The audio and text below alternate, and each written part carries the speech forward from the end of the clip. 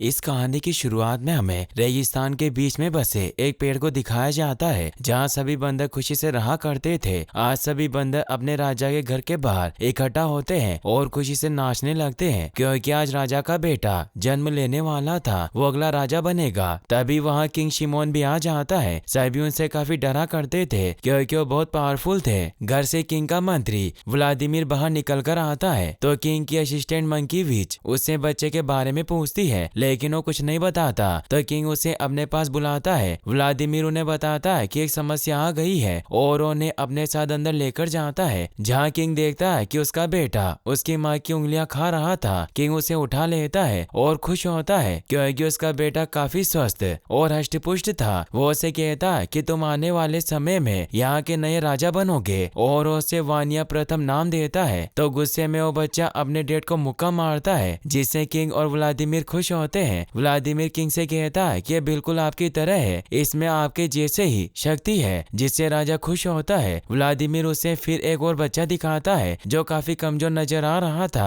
King उसे पूछते हैं कि बच्चा किसका है, तो व्लादिमीर उन्हें बताता है कि आपके दो बच्चे जन्मे हैं, जिसमें से पहला है, इसीलिए ये होने वाला राजा बनेगा। किंग देखता है कि वो बच्चा बहुत छोटा और कमजोर है, जिससे वो गुस्सा होने लगता है। तभी वहाँ उनकी असिस्टेंट विज भी आ जाती है जो राजा को कहती है कि बच्चा हमारे जैसा नहीं है, ये कुदरत की गलती है, इसीलिए जिंदा नहीं बचेगा, हमें इसे मार देना चाहिए। प्रजा इसे राजा के रूप में स्वीकार नहीं करेगी। राजा भी अपने दोनों बच्चों को हाथ में लेकर देखता है कि उसका पहला बेटा काफी छोटा और कमजोर है, इसीलिए अपने मंत्री व्लादिमीर को उस बच्चे को मारने के लिए दे देता है क्योंकि रानी अभी गहरी नींद में थी। व्लादिमीर उस बच्चे को एक भेड़िया को खिलाने के लिए बाहर आ जाता है और उसे नीचे फेंकने की कोशिश करता है, मगर उसके हाथ से अलग नहीं होता। उस बच्चे की मासूमियत देखकर व्लादिमीर को भी उससे प्यार हो जाता है, मगर जब वो राजा का शोर सुनता है तो बच्चा नीचे गिर जाता है और भेड़िए के मुंह में जाने वाला था, मगर तभी एक बंदर उसे एक बेल की मदद से बचा लेता है। उस बंदर का नाम यान था। यान उस बेबी मंकी को छोड़कर वहाँ से जाने लगता है तो वो बेबी बहुत उदास हो जाता है और वो ठीक से चल भी नहीं पा रहा था क्योंकि इधर उधर से गिरने के बाद उसका एक हाथ टूट गया था। यान ये देखकर उसे एक पेड़ पर रख देता है और वहाँ से जाने लगता है, लेकिन वो बेबी उसकी पीठ पर चढ़ जाता है और मस्ती मस्ती में यान उसे पसंद करने लगता है, इसीलिए अपने बेटे की तरह उसका ख्याल रखता है। अब वो बच्चा काफी बड़ा हो गया था और यान ने उसे एडवर्ड नाम दिया। वो दोनों साथ में खेल रहे होते हैं और अपने घर में जाते हैं, जहाँ एडवर्ड अपने द्वारा किए इन्वेंशन की मदद से पानी पीता है और उसने वहाँ एक फैन भी बना रखा था क्योंकि उसका दिमाग काफी तेज था।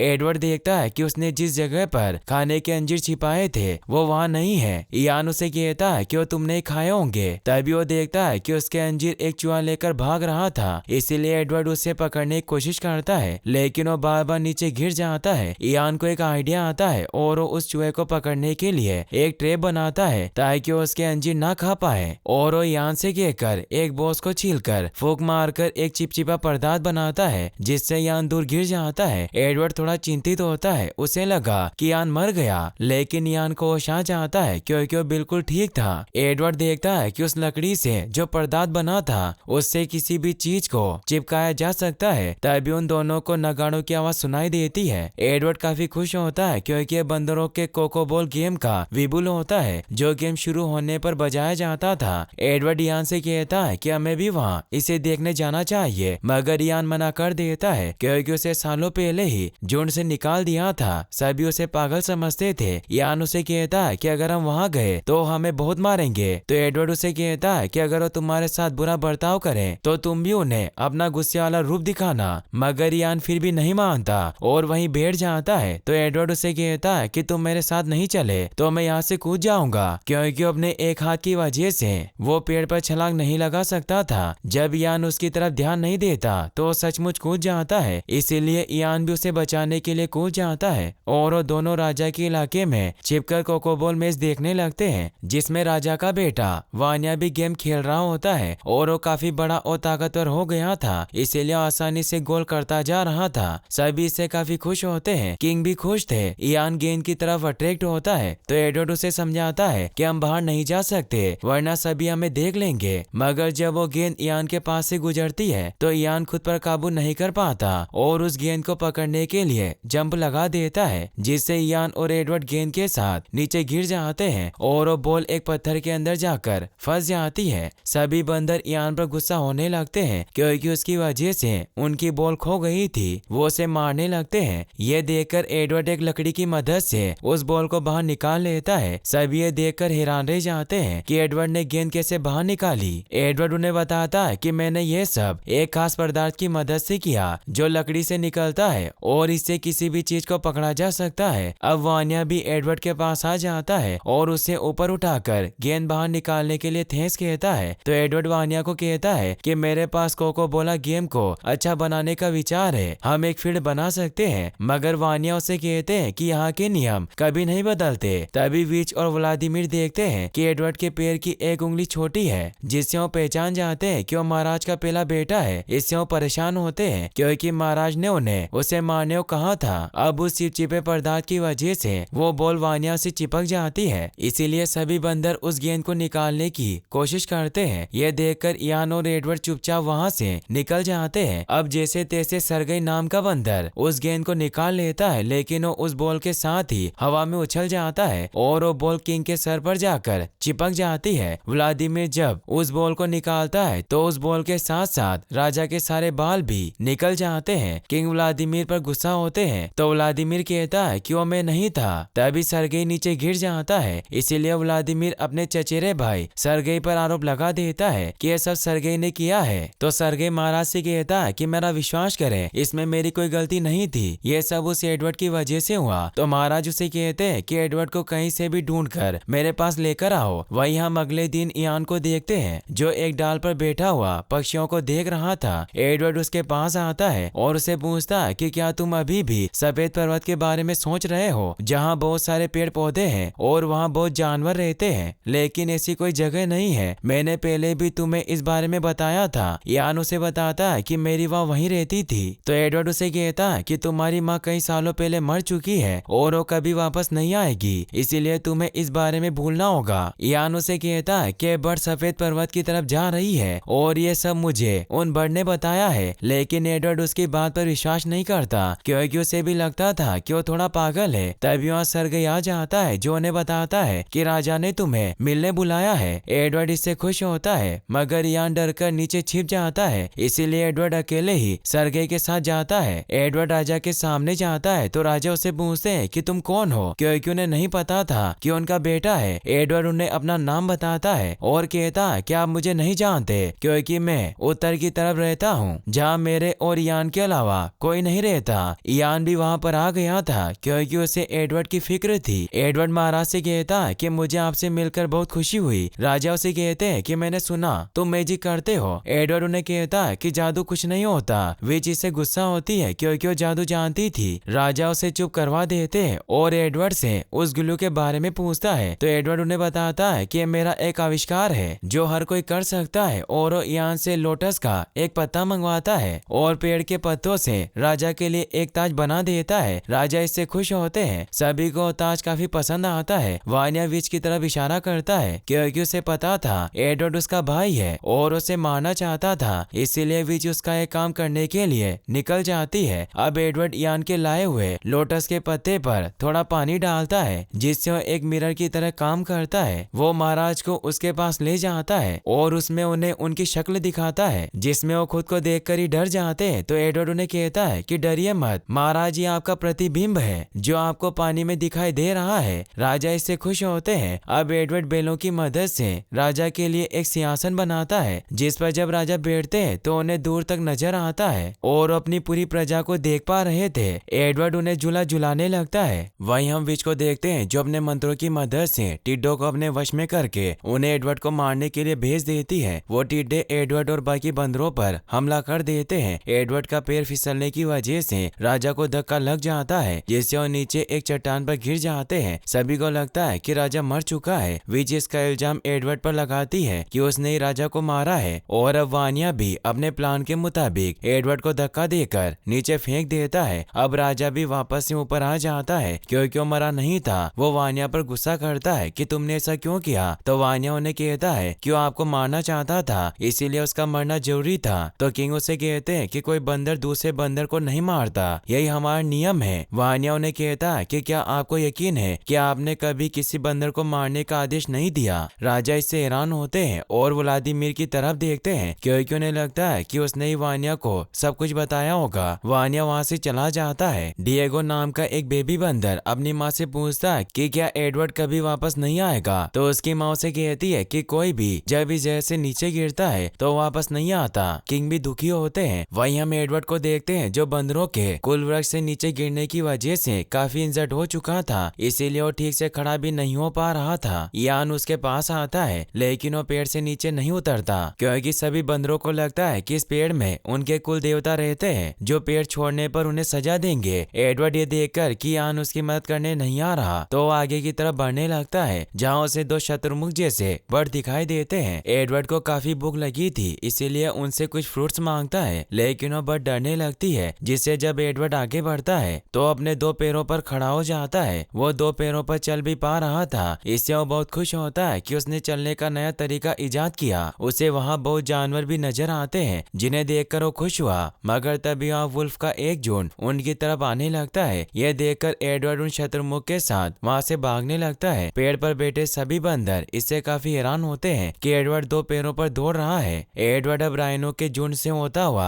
आगे बढ़ता है। अब वो राइनो भी वुल्फ के डर से एडवर्ड के पीछे भागने लगते हैं। एडवर्ड गलती से उन राइनो को पेड़ की तरफ ले आता है और वो सभी पेड़ पर हमला करने लगते हैं, मगर तभी वहाँ किंग आ जाते हैं जो अपनी पावर से उन राइनो को रोकने लगते हैं। लेकिन एक राइनो एडवर्ड के ऊपर हमला करने वाला था, इसीलिए एडवर्ड को बचाने के लिए उसके सामने आ जाते हैं क्योंकि उन्हें पता चल गया था कि एडवर्ड उनका बेटा है। किंग की हालत अब काफी खराब होती है। वो एडवर्ड से कहते हैं कि मैं तुमसे माफी चाहता हूँ, तुम मेरे बेटे हो लेकिन आज तक मैंने तुम्हें बात नहीं बताई। ये कहते हुए वो अपना दम तोड़ देते हैं। वानिया एडवर्ड को कहता है कि पिताजी पागल हो गए हैं, तुम मेरे भाई नहीं हो। ये कहकर उसे धक्का दे देता है और अपने डेट को लेकर वहाँ से निकल जाता है। एडवर्ड इससे काफी परेशान होता है कि किंग उसके फादर थे। वहीं अब वानिया अगला राजा बन जाता है क्योंकि किंग मर चुके थे। व्लादिमीर वानिया की तारीफ कर रहा होता है कि तुम बहुत अच्छे राजा हो, महान हो, जबकि तुम्हारे डेड बहुत छोटे थे। वानिया व्लादिमीर से कहता है कि तुम्हें मेरे भाई को मारने का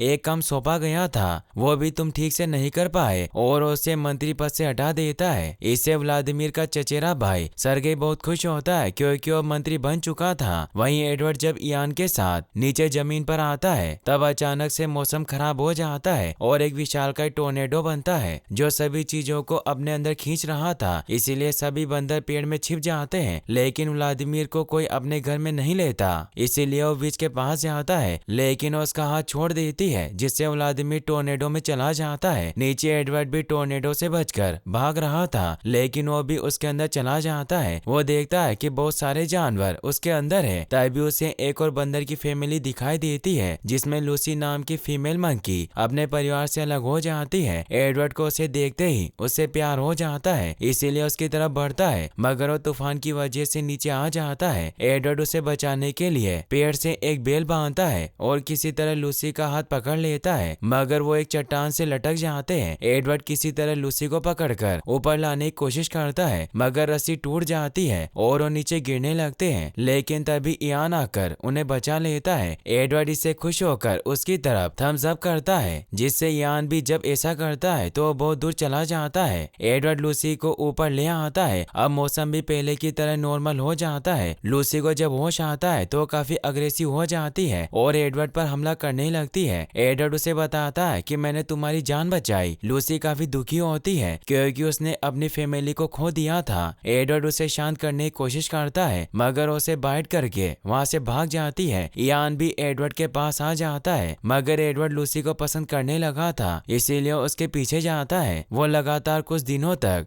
एक दूसरे का पीछा करते रहते हैं। रास्ते में एडवर्ड को बहुत सारी प्रॉब्लम का सामना भी करना पड़ता है। वो अपने एक हाथ से ही पहाड़ चढ़ता है और फाइनली लूसी के पास पहुंच जाता है। वो अब उसे अपना नाम बताती है। एडवर्ड उस पर गुस्सा करता है कि एक हफ्ते से मैं तुम्हारा पीछा कर रहा हूँ, मैंने तुम्हारे लिए अपने दोस्त को छोड़ दिया। लूसी एडवर्ड को सूंघकर देखती है, जिससे उसे विश्वास हो जाता है कि उसका दोस्त है। अब लूसी भी उसकी तरह दो पैरों पर चलने की कोशिश करती है, जिसमें एडवर्ड उसकी मदद करता है। अब दोनों साथ में बैठ जाते हैं। एडवर्ड लूसी को अपना घर दिखाकर कहता है कि मैं वहीं उस पेड़ में रहा करता था जो बहुत बड़ा है, और अब वो लूसी को अपने साथ लेकर पेड़ की तरफ बढ़ने लगते हैं। रास्ते में एडवर्ड लूसी को बताता है कि सभी तुमसे प्यार करेंगे, मैं राजा का भाई हूँ। रास्ते में जब वो लावे में से गुजरते हैं तो एडवर्ड एक लकड़ी की मदद से आग जला लेता है। पहले तो उसे कुछ समझ नहीं आता कि ये चीज क्या है। वो आग को लूसी से टच करता है जिससे उसे दर्द होता है, लेकिन जब वो देखता है कि आग से उजाला हो रहा है तो दोनों आग की मदद से अपने कुल वृक्ष की तरफ बढ़ने लगते हैं। वहीं वो विच भी उन्हें आते हुए देख लेती है। सभी काफी डर जाते हैं कि एडवर्ड आग लेकर उनकी तरफ बढ़ रहा है। सभी बंदर उसे देखकर खुश होते हैं, मगर वानिया खुश नहीं होता और उसे कहता है कि तुम आग को लेकर यहाँ क्यों आए हो। वो सभी आग से डरा करते थे। एडवर्ड उसे कहता है कि आग मेरी दोस्त बन चुकी है जिससे हम अंधेरे में देख सकते हैं, मगर गलती से वो आग से एक छोटा पेड़ जला देता है जिससे सभी डर जाते हैं। वे सभी से कहती है कि एडवर्ड की वजह से हम खतरे में हैं, इसकी वजह से ही तूफान आया। अब सभी उस पर पत्थर फेंकने लगते हैं। सर्गे लूसी को पकड़ लेता है और उस पर हमला करता है। ये देखकर वो दोनों वहां से भाग जाते हैं। इससे वानिया खुश होता है। लूसी दूर आकर एडवर्ड से कहती है कि तुम तो अपनी फैमिली की बहुत तारीफ कर रहे थे, मगर उन्होंने हम पर हमला किया, अब हम कहाँ जाएंगे। तो एडवर्ड को एक आइडिया आता है और वो वुल्फ की गुफा में आ जाता है। वो वुल्फ को आग से डराकर वहाँ से भगा देता है। लूसी उस गुफा को देखकर बहुत खुश होती है क्योंकि वो काफी बड़ी और उनके लिए सुरक्षित थी। अब लूसी को भी एडवर्ड से प्यार हो गया था, इसीलिए उसे किस करती है। पेड़ से सभी ये देख रहे होते हैं। अगले दिन अब लूसी एडवर्ड को फल तोड़ना और निशाना लगाना सिखाती है, मगर एडवर्ड ज्यादा दूर तक पत्थर नहीं फेंक पाता। मगर जब उसे लूसी सिखाती है तो वो धीरे धीरे सीख जाता है। रात तक वो बहुत सारा खाना इकट्ठा कर लेते हैं। सभी बंदर पेड़ से ये देख रहे होते हैं, इसीलिए अब उनकी भी नीचे जाने की इच्छा होती है। लूसी और एडवर्ड अब पत्थर और लकड़ी की मदद से आग जलाना भी सीख जाते हैं। अगले दिन एडवर्ड जब एक जानवर का शिकार कर रहा होता है तो एक फ्लाइंग डायनासोर उसे उठाकर ले जाने लगता है। यह देखकर लूसी उस डायनासोर पर हमला करके उसे मार गिराती है। अब एडवर्ड एक भेड़िए को भी अपना पेट बना लेता है। रात को लूसी अपने शिकार किए जानवरों को कच्चाई खाने लगती है। एडवर्ड को यह पसंद नहीं आता, इसीलिए उसे आग में डाल देता है जिससे उसे खुशबू आती है और अब वो जानवरों को पकाकर खाने लगते हैं। इसकी खुशबू पेड़ के बंदरों के पास भी पहुंच जाती है, इसीलिए वो भी नीचे जाने की सोचते हैं। लेकिन तभी पेड़ की आत्मा की आवाज आती है जिससे सभी डर जाते हैं, मगर डिएगो नाम का बच्चा उस आवाज का पीछा करता है जिससे उसे पता चल जाता है कि विच वो आवाज निकाला करती थी ताकि बंदर पेड़ छोड़कर न जाए। विच डिएगो को मारने लगती है, मगर तभी वहाँ सभी बंदर आकर उसे बचा लेते हैं और अब सभी बंदर नीचे एडवर्ड के पास जाने लगते हैं। अब एक एक करके सभी बंदर पेड़ छोड़ देते हैं। अब पेड़ पर वानिया और उसकी रानी गुदुलाई बसती है। वानिया काफी गुस्सा होता है क्योंकि अब उसकी प्रजा उसके साथ नहीं थी। सभी बंदर एडवर्ड की गुफा के पास पहुंच जाते हैं जो उनसे खाना और रहने की जगह मांगने लगते हैं। लूसी उन्हें वहाँ से भगाने लगती है क्योंकि पहले उन्होंने उसे बहुत मारा था, इसीलिए सभी को बाहर भगा देती है। लेकिन सभी बंदर एडवर्ड को कहते हैं कि हम तुम्हारा परिवार है, हम एक ही साथ पेड़ पर पैदा हुए थे। तो एडवर्ड भी उनकी बात मान लेता है और वो किसी तरह लूसी को भी मना लेता है। अब वो सभी खाना खाकर वहीं सो जाते हैं। एडवर्ड एक बंदर पर पैर रख देता है जिससे एक आवाज होती है और अब वो सभी इधर उधर की चीजों को हिट करके गाना बजाने लगते हैं और खूब एंजॉय करते हैं। वानिया भी पेड़ से ये सब देख रहा था। अब धीरे धीरे ऐसे ही वक्त गुजरता जाता है और सालों बीत जाते हैं। एडवर्ड के साथी अब काफी डेवलप हो गए थे और उन्होंने अपने रहने के लिए घर बना लिए थे। लूसी भी अब प्रेग्नेंट हो चुकी थी जिससे एडवर्ड बहुत खुश था। वो बाहर आता है और देखता है कि उसका पूरा परिवार बहुत खुश है। एडवर्ड डिएगो के पास आता है जो मेहमत की ड्राइंग बना रहा था, जिससे वो खुश होता है क्योंकि उसने चीजों को ड्रॉ करने का नया तरीका इजाद किया था। तभी वो देखता है कि सरगे दो बंदरों के साथ बदतमीजी कर रहा है, इसीलिए वो उन्हें रोकने जाता है। वहीं हम विच को देखते हैं जो अब एडवर्ड से बदला लेने के लिए अपनी टिड्डों की फौज को जगा देती है और उसे एडवर्ड के गांव में भेज देती है। टिड्डे एडवर्ड के परिवार पर हमला कर देते हैं और लकड़ी से बने हुए घर और सभी चीजों को पूरी तरीके से राख कर देते हैं, जिससे अब वहाँ कुछ नहीं बचता।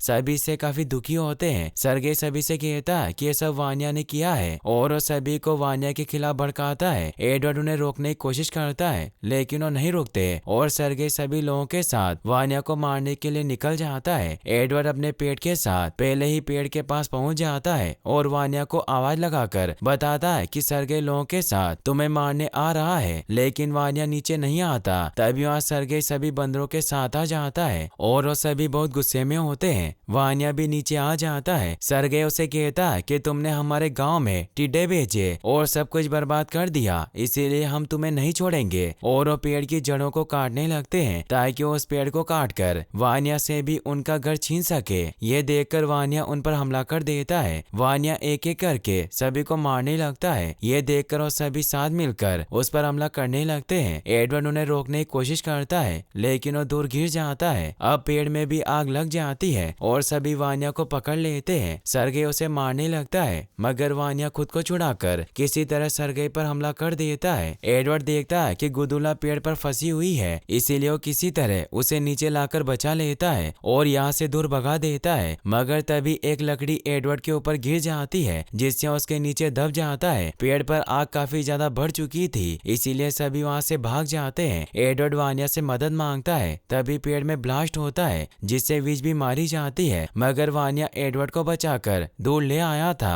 अब सब कुछ राख हो चुका था। वानिया बहुत दुखी होता है क्योंकि उनके पुरखों का पेड़ नष्ट हो गया था। एडवर्ड उसे कहता है कि ये सब मेरी वजह से हुआ, तो वानिया उसे कहता है कि इसमें तुम्हारी कोई गलती नहीं थी, मैं सत्ता के लालच में अंधा हो गया था, इसीलिए मैं तुम्हें मारना चाहता था। एडवर्ड कहता है कि तुमने मेरी जान क्यों बचाई, तो वानिया दो पैरों पर खड़ा होता है और एडवर्ड से कहता है कि तुम मेरे भाई हो। अब वो दोनों गले लग जाते हैं और बहुत खुश होते हैं। अब वहाँ बाकी सभी बंदर भी आ जाते हैं। लूसी एडवर्ड को जिंदा देखकर बहुत खुश होती है। सरगे सभी से कहता है कि अब हमारे पास कुछ नहीं बचा, चारों तरफ रेगिस्तान है, इसीलिए हम ज्यादा समय तक जिंदा नहीं बचेंगे। सभी इससे डर जाते हैं। एडवर्ड सभी को शांत करने की कोशिश करता है लेकिन वो नहीं सुनते। तभी एडवर्ड की नजर कुछ बर्ड पर जाती है जो पहाड़ों की तरफ बढ़ रही थी। वानिया सभी को शांत करता है और एडवर्ड सभी को बताता है कि मैं एक ऐसी जगह जानता हूँ जहाँ सभी के पास अलग अलग पेड़ होंगे, झरने होंगे, फल फ्रूट होंगे। तो सभी खुश हो जाते हैं और अब वो सभी पक्षियों के पीछे पीछे व्हाइट माउंटेन की तरफ बढ़ने लगते हैं जिसके बारे में इयान ने एडवर्ड को बताया था।